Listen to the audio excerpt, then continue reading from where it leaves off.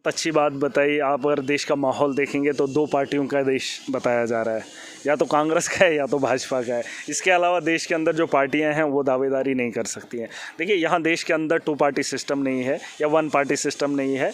यहाँ लोकतंत्र है, यहाँ मौका दिया जा सकता है, थर्ड फ्रंट को भी सामने लाया जा सकता है। जिस तरीके से बात नहीं बन रही है, इंडिया अलायंस होना चाहिए, लेकिन उसमें सहमति इन लोगों की नहीं, अपना स्वास्थ्य दिख रहा है। देखिए, जहाँ से ईमानदार लोग, जब तक ना ईमानदार लोगों को खड़ा किया जाएगा इंडिया अलायंस में, अगर आप बात कर रहे हैं तो ईमानदार लोग नहीं होंगे, उनकी टक्कर देने वाला अपने फ़ायदे और नुकसान को नहीं देख रहे हैं। अगर हमने अपने फ़ायदे और नुकसान को देखना होता तो फिर सत्येंद्र जैन बीमार था तो भाजपा ज्वाइन कर लेनी थी। अगर वो देखना होता तो मनीष सिसोदिया को भाजपा ज्वाइन करनी होती। अगर अरविंद केजरीवाल को ये सारी चीज़ें सोचनी होती तो देखिए, ये बात सही है। अगर आपको लगता है भाजपा इस वक्त वार किस पे कर रही है, जिससे उनको खतरा है, देश के अंदर राजनीति आने वाले कल में राजनीति जो है आम आदमी पार्टी की ही चलेगी, क्योंकि लोग जो है इस चीज़ को जब करीब से देखेंगे ना, लोग समझ जाएंगे। एक वक्त में 370 जब टूटा था तो जम्मू के लोग खुश थे। अब जब 370 टूटने के बाद जो हालात जम्मू के बने हैं, अब इलेक्शन नहीं करवा पा रहे हैं। क्यों नहीं करवा पा रहे हैं? क्योंकि लोगों को समझ आ गया कि 370 से यहाँ के लोगों को कितना, दिल्ली के अंदर जिस मॉडल को अमेरिका देखने आया, क्या गलत किया? अगर करप्शन वो बोल रहे हैं की है तो कहाँ की है? बेहतर अस्पताल भी तो बनाए। उस मंत्री को इन्होंने जेल की सलाखों के पीछे डाला।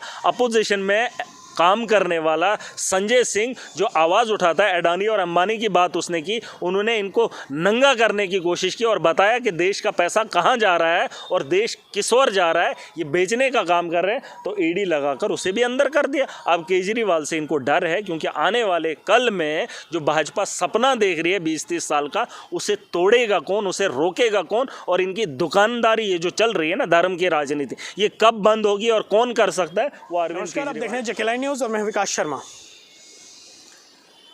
एक तरफ एनडीए तो दूसरी तरफ इंडिया। इससे पहले कहीं ना कहीं लग रहा था कि एनडीए पे इंडिया भारी पड़ रहा है। एक तरफ ममता बनर्जी, उन्होंने ऐलान कर दिया है भी वो अकेले लड़ेंगी बंगाल में।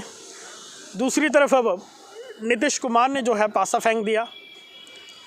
लेकिन अब इंडिया का क्या होगा, इसी सब पर बातचीत करने के लिए मेरे साथ इंडिया गठबंधन का पार्ट यानी कि आम आदमी पार्टी के कद्दावर नेता महराज मलिक हैं। इन्हीं से बातचीत करेंगे। महराज जी, किस तरह देखते हैं? क्योंकि पहले तो लग रहा था, जिसमें पहले कहा कि लग रहा था एनडीए पे इंडिया भारी पड़ेगा। देखिए, ऐसा है, जिस तरीके से आपने बहुत अच्छी बात बताई। आप अगर देश का माहौल देखेंगे तो दो पार्टियों का देश बताया जा रहा है, या तो कांग्रेस का है या तो भाजपा का है। इसके अलावा देश के अंदर जो पार्टियां हैं वो दावेदारी नहीं कर सकती हैं। देखिए, यहाँ देश के अंदर टू पार्टी सिस्टम नहीं है या वन पार्टी सिस्टम नहीं है। यहाँ लोकतंत्र है, यहाँ मौका दिया जा सकता है, थर्ड फ्रंट को भी सामने लाया जा सकता है। जिस तरीके से बात नहीं बन रही है, इंडिया अलायंस होना चाहिए, लेकिन उसमें सहमति इन लोगों की नहीं, अपना स्वास्थ्य दिख रहा है।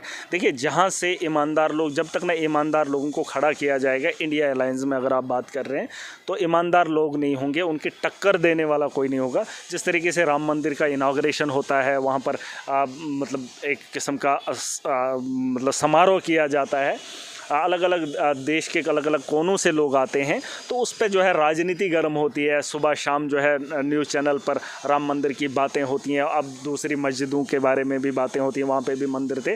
तो जहाँ एमपी के चुनाव हों, देश की राजनीति बदलने वाली हो, तो मस्जिद और मंदिर पे राजनीति अगर होगी तो मुझे लगता है इंडिया अलायंस वहाँ कमज़ोर पड़ जाएगा। अगर ये आपस में लड़ते रहेंगे, इनके पास स्ट्रॉन्ग कैंडिडेट नहीं होगा, तो राम मंदिर पर देश के अंदर राजनीति होगी। हमारा नौजवान भी उसी पर बात कर रहा है। जिस बच्चे को स्कूल में होना चाहिए था, जिस बच्चे को अपने रोज़गार के लिए कोशिश करनी चाहिए थी, वो बच्चा रोज़गार नहीं मांग रहा है, वो राम मंदिर की बात कर रहा है, वो बाबरी की बात कर रहा है। ख्वाह किसी भी धर्म से हो, इस वक्त चर्चा चौराहे पे हूँ, सड़क पे हूँ, राम मंदिर की हो रही है। तो मुझे लगता है इससे कहीं ना कहीं इंडिया अलायंस का देश के हालात बिगड़ने का खतरा मुझे लग रहा है। नहीं, लगता नहीं है कि चर्चा जो होनी चाहिए थी वो जब बात की जाए देश के हालात पर होनी चाहिए थी। हाँ, अगर आप जम्मू कश्मीर तो जम्मू कश्मीर के हालात पर होनी चाहिए थी, लेकिन चर्चा कहीं और ही खींची जा रही है।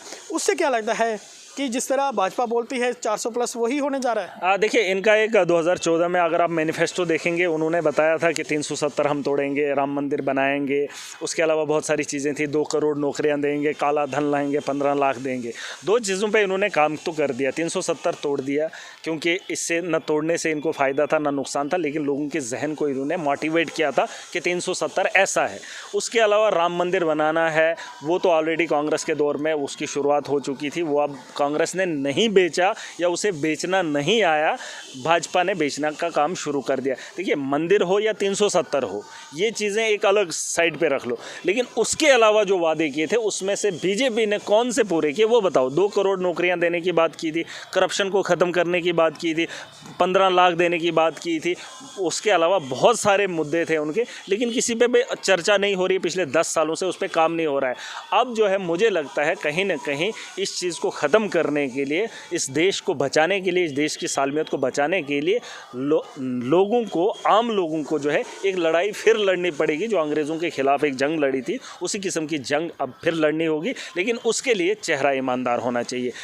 लोकतंत्र के अंदर इनके अगेंस्ट जो है वो ईमानदार आदमी खड़ा होना चाहिए, वरना अगर पुराने लोगों को खड़ा कर देंगे तो ये मंदिर को बेचते रहेंगे, या लोगों तक अगर बात नहीं पहुंचा पाए कि बेरोज़गारी है, लोगों को समझा नहीं पाए, तो मुझे नहीं लगता है कि इन लोगों को हरा पाना। के पास ऐसा कोई चेहरा जो ईमानदार है? देखिए, अरविंद केजरीवाल ब्रांड है, इसमें क्या कौन सी बड़ी बात। देखिए आम आदमी पार्टी पे भी मैं तो पार्टी कई की सारे बात नहीं कर रहा हूँ। मैंने कहा ना, ये कोई 2 पार्टियों की जंग नहीं है, ये 2 पार्टियों का देश नहीं है। आम आदमी पार्टी इस वक्त नेशनल पार्टी है। इसका मतलब ये नहीं कि हमें केजरीवाल जी को भी 4 बार ईडी जो है समन भेज, नहीं, उसका ये नहीं है।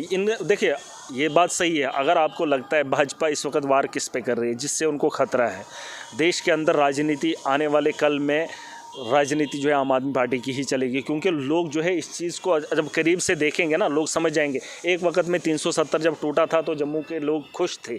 अब जब 370 टूटने के बाद जो हालात जम्मू के बने हैं, अब इलेक्शन नहीं करवा पा रहे हैं। क्यों नहीं करवा पा रहे हैं? क्योंकि लोगों को समझ आ गया कि 370 से यहाँ के लोगों को कितना नुकसान हुआ। उसका जवाब वोट की ताकत से देते, लेकिन भाजपा के लोगों ने इलेक्शन नहीं करवाया।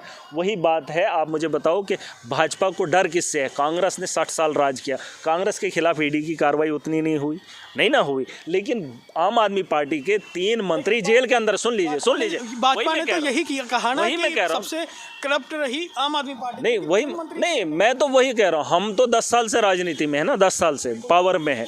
60 साल से तो कांग्रेस पावर में थी। क्या 60 साल के अंदर घोटाले नहीं हुए? 60 साल के अंदर घोटाले नहीं हुए? या 10 साल भाजपा रही तो 10 साल के अंदर भाजपाइयों ने घोटाले नहीं किए?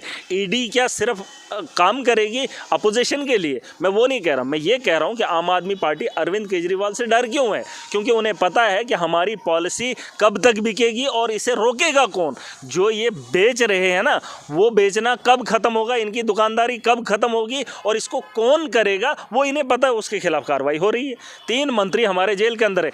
एक जिसने स्कूल बनाए, गलत किया, उसने क्या गुनाह किया?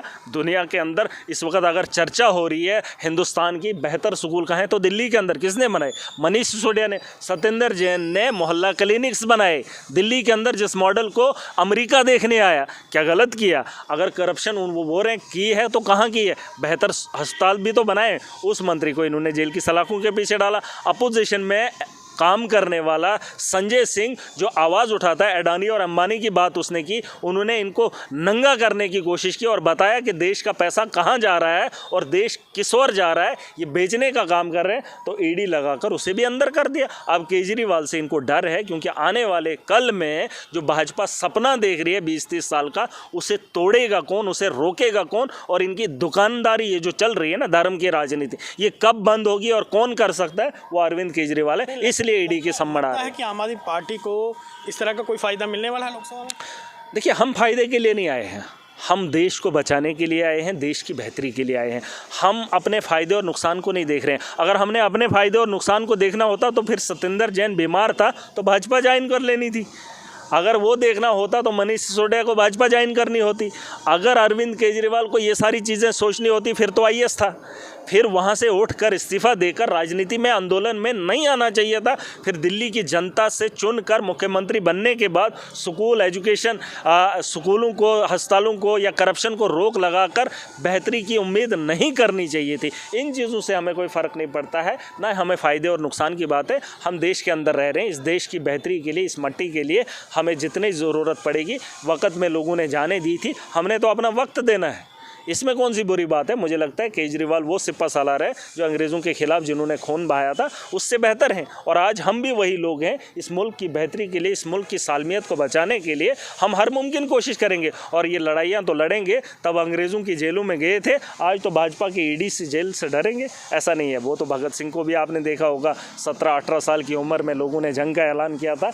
आज तो हम अपने देश के अंदर हैं और अपने देश के लोगों से लड़ना ये गलत नहीं है। और इस देश की बेहतरी के लिए हम जो मुमकिन हो सकेगा हम पूरी ताकत के साथ पूरी कोशिश करेंगे। बिल्कुल, देश की बेहतरी के लिए जो मुमकिन होगा वो कोशिश की जाएगी, ये कहना है आम आदमी पार्टी के कद्दावर नेता, जम्मू कश्मीर से आम आदमी पार्टी के कद्दावर नेता महराज मलिक का। फिलहाल आपको क्या लगता है? कमेंट बॉक्स खुला हुआ है, कमेंट बॉक्स में अपनी महत्वपूर्ण राय जरूर रखें। फिलहाल के लिए इतना ही, और भी लेटेस्ट अपडेट के लिए आप बने रहें और देखते रहें JK Live न्यूज़।